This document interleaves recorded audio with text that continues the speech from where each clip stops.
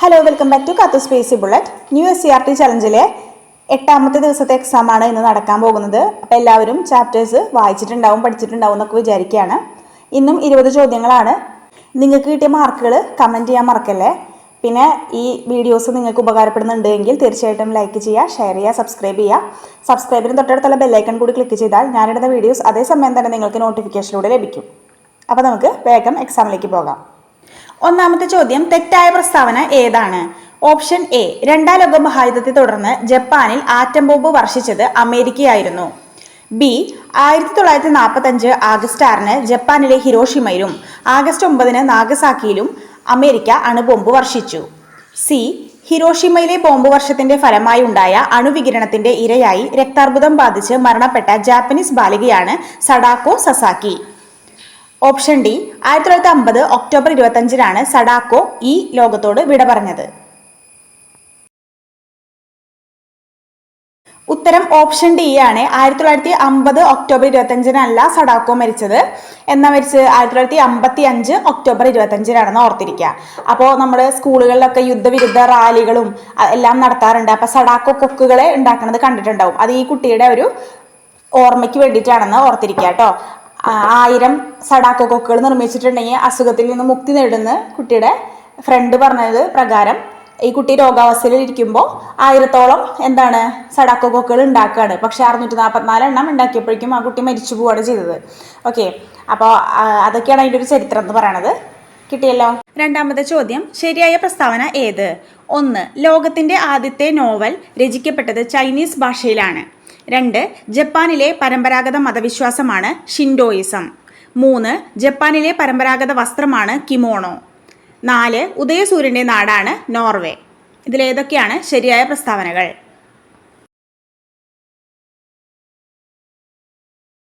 ഉത്തരം option C, 2ഉം 3ഉം ആണ് ശരിയായ പ്രസ്താവനകൾ.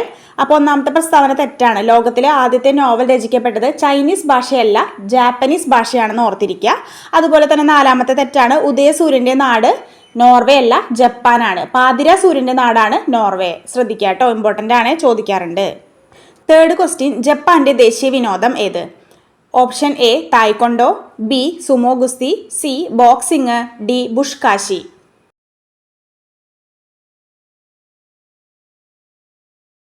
ഉത്തരം ഓപ്ഷൻ ബി, സുമോ ഗുസ്തിയാണ്. സുമോ ഗുസ്തിയാണ് ജപ്പാന്റെ ദേശീയ വിനോദം. അപ്പോൾ സ്പോർട്സ് എന്നുള്ളൊരു ഏരിയ ഉണ്ട്, അതിൽ ദേശീയ വിനോദങ്ങളും രാജ്യങ്ങൾ അല്ലേ, അത് ചോദിക്കാറുണ്ട് കേട്ടോ. ടേബിൾ ടെന്നീസ് ചൈന, അതുപോലെ തന്നെ സ്പെയിൻ്റെയാണ് കാളപ്പോര്, ഫീൽഡ് ഹോക്കിയാണ് നമ്മുടെ ഇന്ത്യയുടെ, അങ്ങനെ അഫ്ഗാനിസ്ഥാൻ്റെയാണ് ബുഷ്കാശി. ഓക്കെ, ഇതൊക്കെ ചോദിക്കാറുണ്ട്. ക്രിക്കറ്റ് ഇംഗ്ലണ്ടിൻ്റെയാണ്, ഫുട്ബോൾ ബ്രസീലിൻ്റെയാണ്. അപ്പോൾ ഇതൊക്കെ ഇമ്പോർട്ടൻ്റ് ആണ്, അതുകൊണ്ടാണ് ഈ ഒരു ക്വസ്റ്റ്യൻ ഉൾപ്പെടുത്തിയിട്ടുള്ളത്. ഇമ്പോർട്ടൻ്റ് ആണ് കേട്ടോ. 4ാമത്തെ ചോദ്യത്തിലേക്ക് അടക്കാം. ജപ്പാനിലെ സാമ്പത്തിക പുരോഗതിക്ക് ഇടയാക്കിയ ഘടകങ്ങൾ. 1, തുണി, നെയ്ത്ത് യന്ത്രങ്ങൾ എന്നിവ യൂറോപ്പിൽ നിന്നും ഇറക്കുമതി ചെയ്തു. 2, തൊഴിലാളികളെ പരിശീലിപ്പിക്കുന്നതിന് വിദേശ സാങ്കേതിക വിദഗ്ധരെ നിയോഗിച്ചു. 3, ജപ്പാനിലെ വിദ്യാർത്ഥികളെ വിദേശത്തേക്ക് അയച്ചു പഠിപ്പിച്ചു.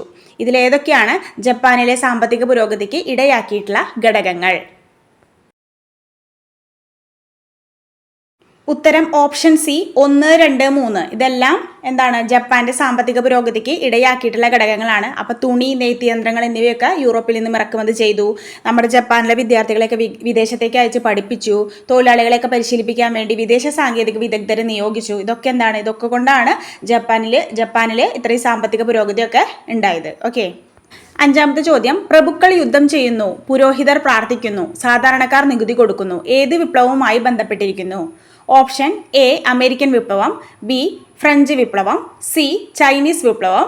ഡി, റഷ്യൻ വിപ്ലവം. എളുപ്പമുള്ള ക്വസ്റ്റ്യൻ ആണ്. ഉത്തരം ബി, ഫ്രഞ്ച് വിപ്ലവമാണ്. നമുക്കറിയാം, ഫ്രഞ്ച് വിപ്ലവത്തിലാണ് 3 എസ്റ്റേറ്റുകളായിട്ട് തിരിച്ചിട്ടുണ്ട്. 1ാം എസ്റ്റേറ്റിൽ പുരോഹിതന്മാർ, 2ൽ പ്രഭുക്കന്മാർ, 3ാമത്തേൽ സാധാരണക്കാർ. അങ്ങനെയൊക്കെ തരം തിരിച്ചിട്ടുള്ളതൊക്കെ ഫ്രഞ്ച് വിപ്ലവത്തിനാണ് അല്ലേ. അപ്പോൾ ഇമ്പോർട്ടൻ്റ് ആണ്. 6ാമത്തെ ചോദ്യം, ശരിയായത് കണ്ടെത്തുക. 1749 ഫ്രാൻസിലെ നിയമം അനുസരിച്ച് എല്ലാ വിഭാഗത്തിൽപ്പെട്ട ജനങ്ങളും വരുമാനത്തിന്റെ 20-1 ഭാഗം സർക്കാരിലേക്ക് നേരിട്ട് നികുതിയായി നൽകണമായിരുന്നു. ഈ നികുതി വോങ്തിയം എന്ന പേരിൽ അറിയപ്പെട്ടു.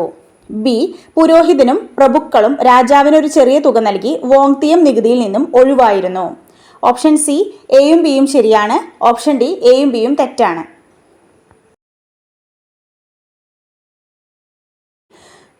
ഉത്തരം ഓപ്ഷൻ സി ആണ്. എയും ബിയും ശരിയാണ് കേട്ടോ. അപ്പം എന്താണ്, നമ്മൾക്ക് കിട്ടുന്ന ഏതൊരു വിഭാഗത്തിൽപ്പെട്ട ജനങ്ങൾക്കും വരുമാനത്തിന് 20 ഭാഗം കൊടുക്കുക എന്നുള്ളൊരു നികുതി, അതിനെയാണ് നമ്മൾ വോങ് തീയം എന്ന പേരിൽ അറിയപ്പെടുന്നത്. ആ പേരൊന്ന് ശ്രദ്ധിക്കുക കേട്ടോ, ചിലപ്പോൾ ചോദിക്കാൻ ചാൻസ് ഉണ്ട്. നെക്സ്റ്റ് വൺ, 7ാമത്തെ ചോദ്യമാണ്. തെറ്റായ പ്രസ്താവന. എ, 18ാം നൂറ്റാണ്ടിലെ ഫ്രഞ്ച് സമൂഹത്തെ 3 എസ്റ്റേറ്റുകളായി തരംതിരിച്ചിരിക്കുന്നു. ബി, പുരോഹിതർ സാധാരണ കർഷകരിൽ നിന്നും പിരിച്ചിരുന്ന നികുതിയാണ് തിതേയ്. സി, ഡോക്ടർമാർ, നിയമജ്ഞർ, ബാങ്കർമാർ തുടങ്ങിയ മധ്യവർഗവും തൊഴിലാളികളും 2ാം എസ്റ്റേറ്റിൽ ഉൾപ്പെടുന്നവരായിരുന്നു. ഓപ്ഷൻ ഡി, 3ാം എസ്റ്റേറ്റുകാർ തൈലെ എന്ന നികുതി സർക്കാരിന് നൽകണമായിരുന്നു. ഇതിലേതൊക്കെയാണ് തെറ്റായ പ്രസ്താവന? ഉത്തരം ഓപ്ഷൻ സി ആണ്. ഡോക്ടർമാർ, നിയമജ്ഞർ, ബാങ്കർമാർ തുടങ്ങിയ മധ്യവർഗവും തൊഴിലാളികളും 2ാം എസ്റ്റേറ്റിലല്ല. ഏതിലാണ് പെടുന്നത്? ലാസ്റ്റത്തെ 3ാം എസ്റ്റേറ്റിലാണ് കേട്ടോ ഇവരൊക്കെ പെടുന്നത്. അപ്പോൾ അത് ശ്രദ്ധിക്കുക. ആദ്യത്തേൽ പുരോഹിതന്മാർ, 2ാമത്തേൽ പ്രഭുക്കന്മാർ, 3ാമത്തേലാണ് ഈ മധ്യവർഗങ്ങളും തൊഴിലാളികളും ഒക്കെ സാധാരണക്കാരും കർഷകരും ഒക്കെ ഉൾപ്പെട്ടിരുന്നത്. ശ്രദ്ധിക്കണേ. 8ാമത്തെ ചോദ്യം, വിളവെടുപ്പ് കാലത്ത് എന്നാണ് കേട്ടോ. വിളവെടുപ്പ് കാലത്ത് കർഷകരിൽ നിന്നും പ്രഭുക്കന്മാർ പിരിക്കുന്ന പ്രത്യേക തരം കരം ഏതാണ്? ഓപ്ഷൻ എ, ഗാബൽ. ബി, തിതേയ്. സി, ടെറാഷ്. ഡി, പിയേഷ്. ഇതിലേതാണ് വിളവെടുപ്പ് കാലത്ത് കർഷകരിൽ നിന്നും പ്രഭുക്കന്മാർ പിരിക്കുന്ന പ്രത്യേക തരം കരം? ഉത്തരം ഓപ്ഷൻ സി, ടെറാഷ് ആണ്. വിളവെടുപ്പ് കാലത്ത് കർഷകരിൽ നിന്നും പ്രഭുക്കന്മാർ പിരിക്കുന്ന പ്രത്യേക കരമാണ് ടെറാഷ്. ഇനി തിതേയ് എന്ന് പറഞ്ഞാൽ എന്താണ്? പുരോഹിതന്മാർ സാധാരണക്കാരിൽ നിന്നും പിരിച്ചിരുന്നതാണ്. അതുപോലെ തന്നെ ഗ്യാബൽ എന്ന് പറഞ്ഞിട്ടുണ്ടെങ്കിൽ ഉപ്പ് വരെയുള്ള അത്രയും ചെറിയ ചെറിയ എല്ലാ പ്രൊഡക്റ്റുകൾക്കും ഈടാക്കിയിരുന്ന ഒരു ടാക്സ് ആയിരുന്നു. അതുപോലെ തന്നെ പിയേഷ് എന്ന് പറയുന്നത് റോഡ്, പാലം അതിനൊക്കെ ചുമത്തിയിരുന്ന അതിനൊക്കെ വേണ്ടിയിട്ട് ചുമത്തിയിരുന്ന ഒരു കരമായിരുന്നു. ഓക്കെ, ഇതൊക്കെ ശ്രദ്ധിക്കുക, ഇമ്പോർട്ടൻ്റ് ആണ്. അതുപോലെ തന്നെ തൈലെ എന്ന് പറഞ്ഞിട്ടുണ്ടായിരുന്നു അല്ലേ. സാധാരണക്കാർ അല്ലെങ്കിൽ 3rd എസ്റ്റേറ്റിലെ ആൾക്കാർ സർക്കാരിലേക്ക് ഡയറക്റ്റ് ആയിട്ട് കൊടുക്കുന്നതാണ് തൈലെ. ഓക്കെ, ഇതൊക്കെ ഒന്ന് ശ്രദ്ധിച്ച് പോകണേ, എല്ലാം പരീക്ഷയ്ക്ക് വന്നിട്ടുണ്ട്. 9ാമത്തെ ചോദ്യം, ചേരുംപടി ചേർക്കുക. അപ്പോൾ ഒരു സൈഡിൽ കുറച്ച് ക്വാട്ടുകളാണ് കേട്ടോ. ഞാനാണ് രാഷ്ട്രം, എനിക്ക് ശേഷം പ്രളയം, ഞാനാണ് വിപ്ലവം. ഇപ്പുറത്തെ സൈഡിൽ ലൂയി 11, ലൂയി 14, ലൂയി 15, നെപ്പോളിയൻ. ഉത്തരം ഓപ്ഷൻ എ ആണ്. B, C, D. ഞാനാണ് രാഷ്ട്രം ലൂയി 14ാമൻ്റെ വാക്കുകളാണ്. എനിക്ക് ശേഷം പ്രളയം ലൂയി 15, ഞാനാണ് വിപ്ലവം നെപ്പോളിയനാണ്. ഓക്കെ, അതുപോലെ തന്നെ മറ്റൊരു കോട്ട് ചോദിക്കാറുണ്ട് എപ്പോഴും. എന്താണ്? നിങ്ങൾക്ക് റൊട്ടി ഇല്ലെങ്കിൽ എന്താ, കേക്ക് തിന്നുകൂടെ? മേരി ആൻറ്റോയിനറ്റ് എന്ന് പറഞ്ഞിട്ടുള്ള ലൂയി 16ാമൻ്റെ പത്നി പറഞ്ഞിട്ടുള്ള വാക്കുകളാണത്. അതുകൊണ്ട് ഒന്ന് ശ്രദ്ധിക്കുക, എപ്പോഴും ചോദിക്കാറുണ്ട്. 10ാമത്തെ ചോദ്യം, തെറ്റായ ജോഡി കണ്ടെത്തുക. Candide, Voltaire. Social contract, Rousseau. 2 treaties of government, Montesquieu. നിയമത്തിൻ്റെ ആത്മാവ്, ജോൺ ലോക്ക്. ഇതിൽ ഏതൊക്കെയാണ് തെറ്റായ ജോഡി? ഉത്തരം ഓപ്ഷൻ ബി, 3ഉം 4ഉം ആണ് ഇതിൽ തെറ്റായവ. അപ്പോൾ 2 ട്രീറ്റീസ് ഓഫ് ഗവൺമെൻറ് എന്നുള്ളത് ജോൺ ലോക്കിൻ്റെ പ്രശസ്ത കൃതിയാണ്. ഓക്കെ, 2 ട്രീറ്റീസ് ഓഫ് ഗവൺമെൻറ് ആരുടെയാണ്? ജോൺ ലോക്കിൻ്റെയാണ്. അതുപോലെ തന്നെ നിയമത്തിൻ്റെ അന്തസത്ത, നിയമത്തിൻ്റെ ആത്മാവ് എന്നൊക്കെ പറയുന്നത് മോണ്ടസ്ക്യൂയുടെ കൃതിയാണ്. ഇമ്പോർട്ടൻ്റ് ആണ്, ചോദിച്ചിട്ടുണ്ട്. അടുത്ത ചോദ്യം, ഞാനൊരു ദൈവനിഷേധിയല്ല, പക്ഷേ ഫ്രഞ്ച് പൗരോഹിത്യത്തിലെ തിന്മകൾക്ക് എതിരെ ഞാൻ എൻ്റെ ലേഖനങ്ങളിലൂടെ നിരന്തരം പ്രതികരിച്ചുകൊണ്ടിരിക്കും. ആരുടേതാണ് ഈ വാക്കുകൾ? Rousseau, Voltaire, Montesquieu. ഇവരാരുമല്ല. ഉത്തരം ഓപ്ഷൻ ബി, വോൾട്ടയർ ആണ്. അപ്പോൾ വോൾട്ടയർ ആണ് ഇങ്ങനെ പറഞ്ഞത്, ഞാനൊരു ദൈവനിഷേധിയൊന്നുമല്ല, പക്ഷേ പൗരോഹിത്യത്തിലുള്ള തിന്മകൾക്കെതിരെ ഞാൻ എന്താണ് ലേഖനങ്ങളിലൂടെ നിരന്തരം പ്രതികരിക്കും എന്ന് പറഞ്ഞത്. ആരാണ്? വോൾട്ടയർ ആണ്.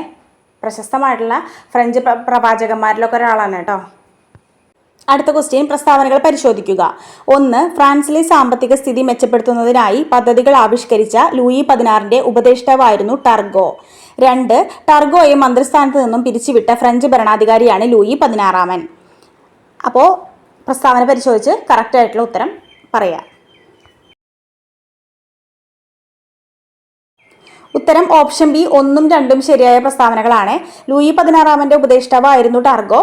പക്ഷേ ടർഗോയുടെ പല അഭിപ്രായങ്ങളും അല്ലെങ്കിൽ അങ്ങനത്തെ കാര്യങ്ങളൊന്നും മേരി ആൻറ്റോയിനറ്റ് നേരത്തെ പറഞ്ഞു അല്ലേ, നമ്മുടെ ലൂയി 16ാമൻ്റെ ഭാര്യയ്ക്ക് ഇഷ്ടപ്പെട്ടിട്ടുണ്ടായിരുന്നില്ല. ആള് ആഡംബര ജീവിതമൊക്കെ നയിച്ചിരുന്നതാണ്. അപ്പോൾ പല ഉപദേശങ്ങളും ഇഷ്ടപ്പെട്ടില്ല. അപ്പോൾ ഇദ്ദേഹം തന്നെ ആളെ പിരിച്ചു വിട്ടിട്ടുണ്ടായിരുന്നു. അപ്പോൾ അത് ശ്രദ്ധിക്കുക, നമുക്ക് എപ്പോഴും കൺഫ്യൂഷൻ ആയിരിക്കും കേട്ടോ ഇതൊക്കെ. അപ്പോൾ ശ്രദ്ധിക്കുക. 13ാമത്തെ ചോദ്യം കാലഗണനാ ക്രമത്തിൽ എഴുതാൻ വേണ്ടിയിട്ടാണ്. 1 ബാസ്റ്റൈൽ കോട്ട തകർക്കുന്നു, 2 ടെന്നീസ് കോർട്ട് പ്രതിജ്ഞ, 3 മനുഷ്യാവകാശ പ്രഖ്യാപനം, 4 വാട്ടർലൂ യുദ്ധം, 5 ഫ്രാൻസിനെ റിപ്പബ്ലിക്കായിട്ട് പ്രഖ്യാപിക്കുന്നു. ഇത് കറക്റ്റ് ഓർഡറിലാക്കുക.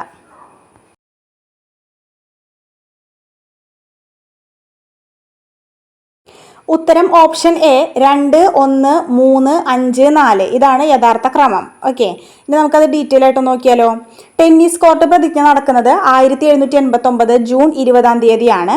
അതുപോലെ തന്നെ ബാസ്റ്റൈൽ കോട്ട തകർക്കുന്നു, അത് 1789 ജൂലൈ 14 തീയതിയാണ്. ഇനി മനുഷ്യാവകാശ പ്രഖ്യാപനം 1789 ആഗസ്റ്റ് 26 തീയതി.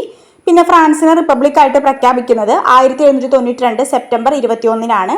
അതിനുശേഷം ഏറ്റവും അവസാനമാണ് വാട്ടർലൂ യുദ്ധം 1815 ജൂൺ 18. ഓക്കെ, നെപ്പോളിയൻ പരാജയപ്പെടുന്ന യുദ്ധമാണ് വാട്ടർലൂ. അങ്ങനെയാണ് ഈ ഫ്രഞ്ച് വിപ്ലവം അതോടുകൂടിയിട്ട് അങ്ങനെ അവസാനിക്കുകയാണ് കേട്ടോ. അപ്പോൾ ഇതാണ് അതിൻ്റെ ഓർഡർ. ആദ്യം ടെന്നീസ് കോർട്ട് പ്രതിജ്ഞ, പിന്നെ ബാസ്റ്റൈൽ കോട്ട തകർക്കുന്നു, അതിനുശേഷം മനുഷ്യാവകാശ പ്രഖ്യാപനം, അതിനുശേഷമാണ് ഫ്രാൻസിനെ റിപ്പബ്ലിക്കായിട്ട് പ്രഖ്യാപിക്കുന്നത്, പിന്നെയാണ് വാട്ടർലൂ യുദ്ധം. ഇങ്ങനെയാണ് ഓർഡർ, ശ്രദ്ധിക്കുക. അപ്പോൾ ഉത്തരം ഏതാണ്? ഓപ്ഷൻ എ ആണ് കേട്ടോ. ഇനി 14ാമത്തെ ചോദ്യം ശരിയായ പ്രസ്താവന ഏതാണ്? എ മികച്ച നാവിക ശക്തിയായ ബ്രിട്ടനെ സാമ്പത്തികമായി തകർക്കാൻ 1806 നെപ്പോളിയൻ ആവിഷ്കരിച്ച പദ്ധതിയാണ് കോണ്ടിനെന്റൽ വ്യവസ്ഥ. ബി കോണ്ടിനെന്റൽ വ്യവസ്ഥ നടപ്പിലാക്കിയത് നെപ്പോളിയന്റെ പതനത്തിന് ഒരു പ്രധാന കാരണമായി. സി കോണ്ടിനെന്റൽ വ്യവസ്ഥ അമേരിക്കൻ വിപ്ലവവുമായി ബന്ധപ്പെട്ടിരിക്കുന്നു. ഡി എയും ബിയും മാത്രം.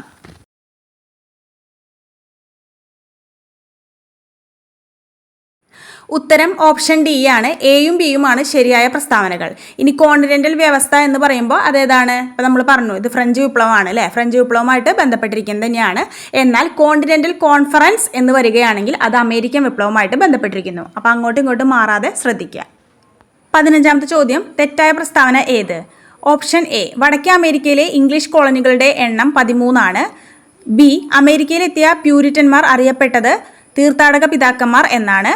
സി ബോസ്റ്റൺ തേയില സൽക്കാരം നടന്നത് വർഷം 1873 ഡിസംബർ 16.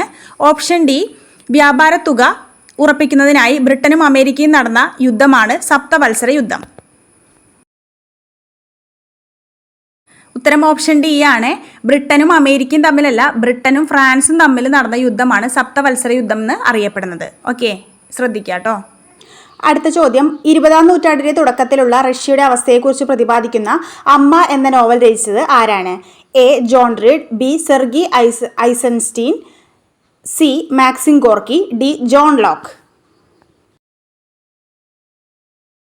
ഉത്തരം ഓപ്ഷൻ സി മാക്സിം ഗോർക്കിയാണ് കേട്ടോ. അപ്പോൾ 20ാം നൂറ്റാണ്ടിന്റെ തുടക്കത്തിൽ റഷ്യയുടെ അവസ്ഥയെക്കുറിച്ച് പ്രതിപാദിക്കുന്ന അമ്മ എന്ന കൃതി രചിച്ചത് ആരാണ്? Maxim Gorky. ഒരുപാട് തവണ ചോദിച്ചിട്ടുണ്ട്. നെക്സ്റ്റ് ക്വസ്റ്റ്യൻ ചൈനീസ് വിപ്ലവത്തിന്റെ ഫലങ്ങൾ ഏതെല്ലാം? എ കൃഷിഭൂമി കർഷകർക്ക് ലഭിച്ചു, ബി ചൈനയിലെ വിദേശാധിപത്യം അവസാനിച്ചു, സി ചൈന ജനകീയ റിപ്പബ്ലിക് ആവുകയും ലോകരാജ്യങ്ങൾക്കിടയിൽ സോഷ്യലിസ്റ്റ് ആശയങ്ങൾ വ്യാപകമാകുന്നതിന് കാരണമാവുകയും ചെയ്തു, ഡി ഇവയെല്ലാം. ഉത്തരം ഓപ്ഷൻ ഡി ഇവയെല്ലാം എന്നുള്ളതാണ്. അപ്പോൾ കൃഷിഭൂമിയൊക്കെ കർഷകർക്ക് തിരിച്ചു ലഭിക്കാനിടയായി, ചൈനയിൽ വിദേശാധിപത്യങ്ങളൊക്കെ അവസാനിച്ചു, ചൈന റിപ്പബ്ലിക്കായി, അതുപോലെ തന്നെ സോഷ്യലിസ്റ്റ് ആശയങ്ങളൊക്കെ ലോകരാജ്യങ്ങൾക്കിടയിൽ വ്യാപിപ്പിക്കാനായിട്ട് സാധിച്ചു. ഇതൊക്കെയാണ് ചൈനീസ് വിപ്ലവത്തിന്റെ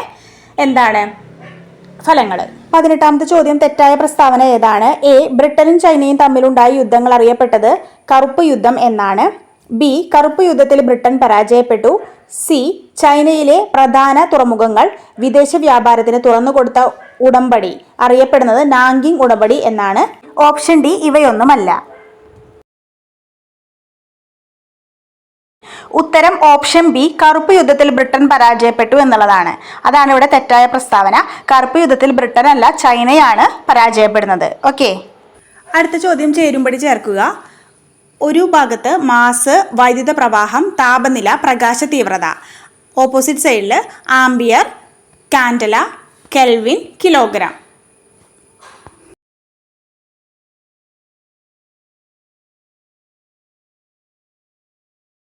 ഉത്തരം option B 1 D 2 A 3 C 4 B ആണ്. അളവുകളും യൂണിറ്റുകളാണ് തന്നിരിക്കുന്നത്. മാസിന്റെ അളവ് എന്ന് പറയുന്നത്, മാസിന്റെ യൂണിറ്റ് എന്ന് പറയുന്നത് കിലോഗ്രാം ആണ്.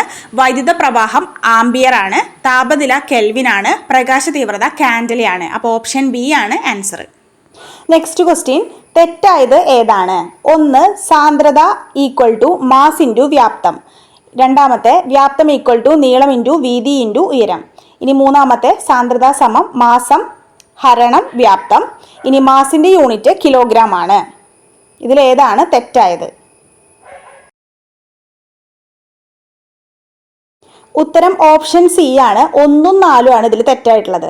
അപ്പോൾ ഒന്നാമത്തെ പറയുന്നത് സാന്ദ്രത എന്ന് പറയുന്നത് മാസ് ഇൻറ്റു വ്യാപ്തമല്ല, എന്താണ്, മാസ് ഡിവൈഡഡ് ബൈ വ്യാപ്തമാണ് സാന്ദ്രത എന്ന് പറയുന്നത്. അതുപോലെ തന്നെ മാസിന്റെ യൂണിറ്റ് എന്ന് പറയുന്നത് കിലോഗ്രാം എന്ന് തന്നെയാണ്.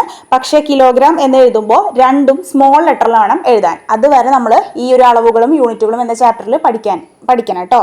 കെയും സ്മോൾ എഴുതണം, ജിയും സ്മോൾ എഴുതണം. അപ്പോൾ അതാണ് അവിടുത്തെ 2 തെറ്റുകൾ. അപ്പോൾ സി എന്നുള്ളതാണ് തെറ്റായിട്ടുള്ള ആൻസറുകൾ. മറ്റതൊക്കെ ശരിയാണ്. വ്യാപ്തം എന്ന് പറഞ്ഞാൽ നീളം ഇൻറ്റു വീതി ഇൻറ്റു ഉയരമാണ്. പിന്നെ സാന്ദ്രത എന്ന് പറഞ്ഞാൽ മാസ് ഡിവൈഡ് ബൈ വ്യാപ്തമാണ്. അപ്പോൾ ഇതാണ് ഇന്നത്തെ 20 ക്വസ്റ്റ്യൻസ്.